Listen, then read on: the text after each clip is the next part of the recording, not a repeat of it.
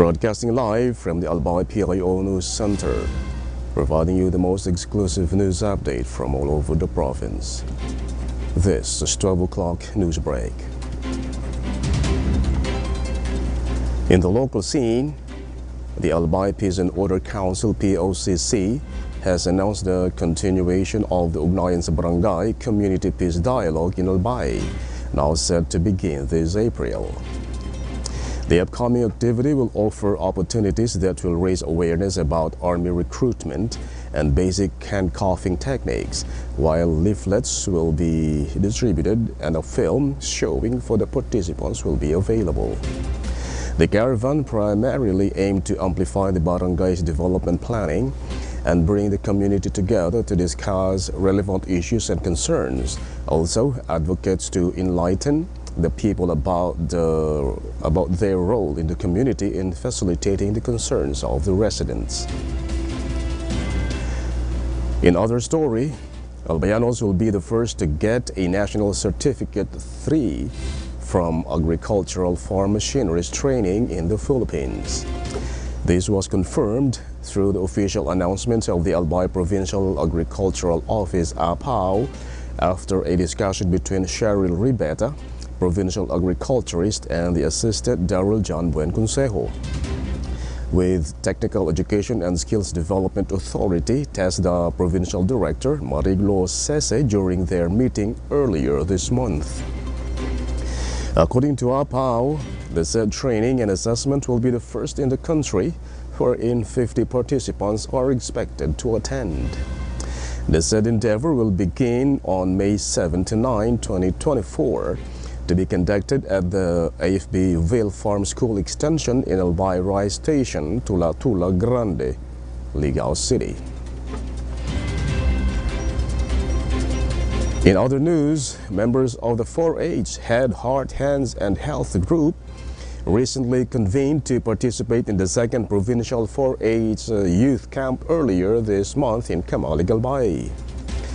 With the theme, Relive the 4-H Youth, Re-energizing and Empowering 4-H Leaders in Valuable Agri-Fishery Engagements.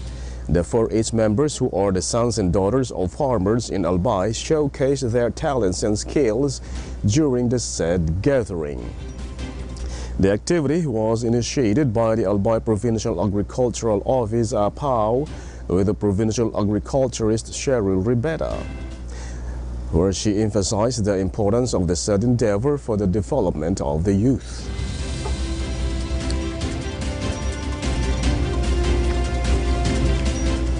In the national scene, the World Health Organization, WHO, is alarmed over the number of lives lost due to viral hepatitis infections, which in 2022 averaged around 3,500 deaths per day, according to the 2024 Global Hepatitis Report. Hepatitis, according to the World Body, is the second leading infectious cause of death globally alongside tuberculosis. The Philippines is found to be among countries that represent 2/3 of the global disease burden of both hepatitis B and C.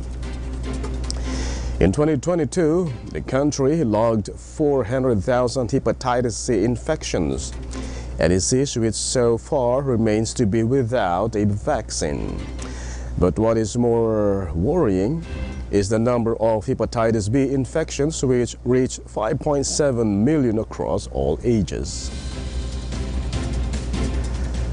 In other story, the Department of Environment and Natural Resources, DNR, said Wednesday, April 10, that they are looking into video of 2 vloggers handling Philippine tarsiers, a threatened species that is endemic to the Philippines. Clips of a video by a vlogger known as Farm Boy holding and playing with a tarsier as his companion plucked another one from the tree have raised an outcry on social media. It said that its investigation has found that the 2 tarsiers have been released into the wild. In an online exchange, conservation group Philippine Tarsier Foundation said Tarsiers are nocturnal and are usually resting and more helpless in the daytime, making it easier for the vloggers to catch them.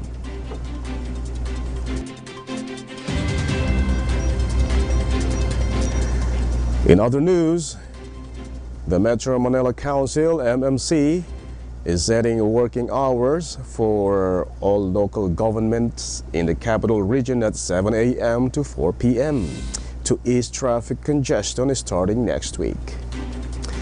The traditional 8 a.m. to 5 p.m. working hours in government offices align with the standard working hours of private companies, thereby contributing to traffic congestion in Metro Manila.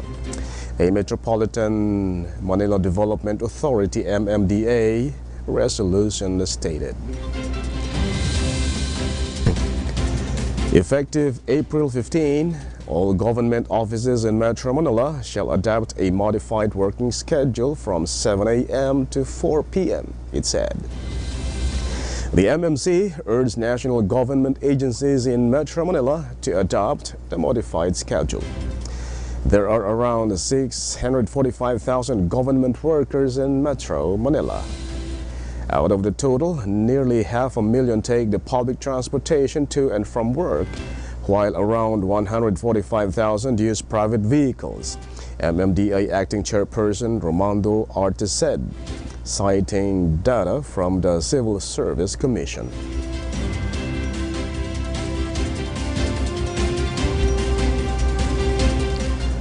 And in the news outside the country, Germany denied accusations on Tuesday, April 9, that it was aiding genocide in Gaza by selling Israel arms in a suit to the top UN court by Nicaragua, reflecting mounting legal actions in support of Palestinians. Germany has been one of Israel's staunchest allies since the October 7 attacks by Hamas militants and retaliatory offensive. It is one of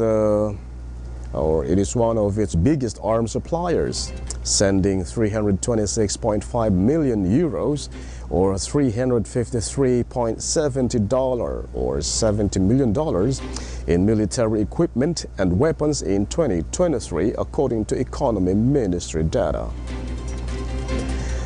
But Tanja von Uslar-Gleichen, legal advisor for the German Foreign Ministry, told the International Court of Justice judges that Nicaragua's case was rushed, based on flimsy evidence, and should be thrown out due to lack of jurisdiction.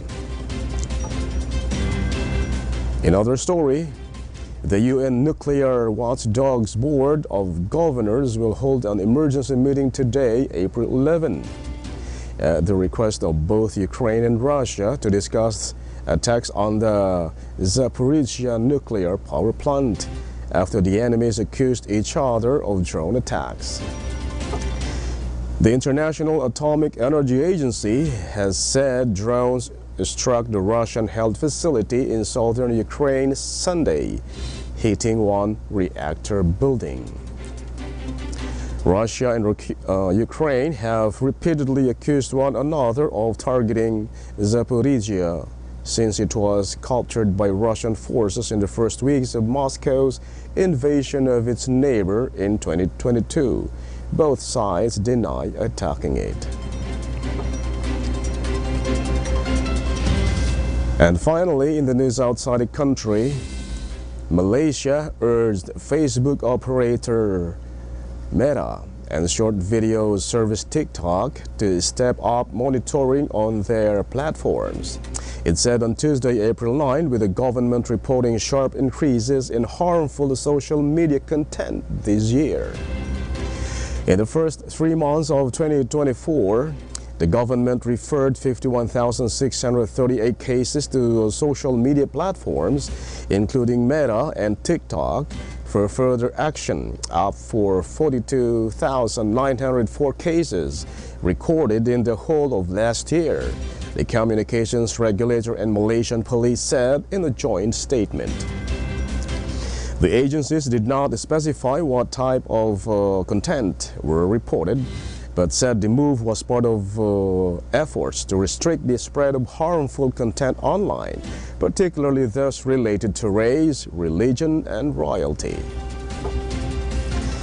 TikTok, owned by China's ByteDance, and Meta were also urged to curb content indicating coordinated inauthentic behavior or related to financial scams and illegal online gambling, the agency said. And that's all for the 12 o'clock news break, April 11, 2024. We'll be right back tomorrow for more news updates. And thanks to our 12 o'clock news break writer, Francia May Boras. And on the technical side, Chad Bobbies.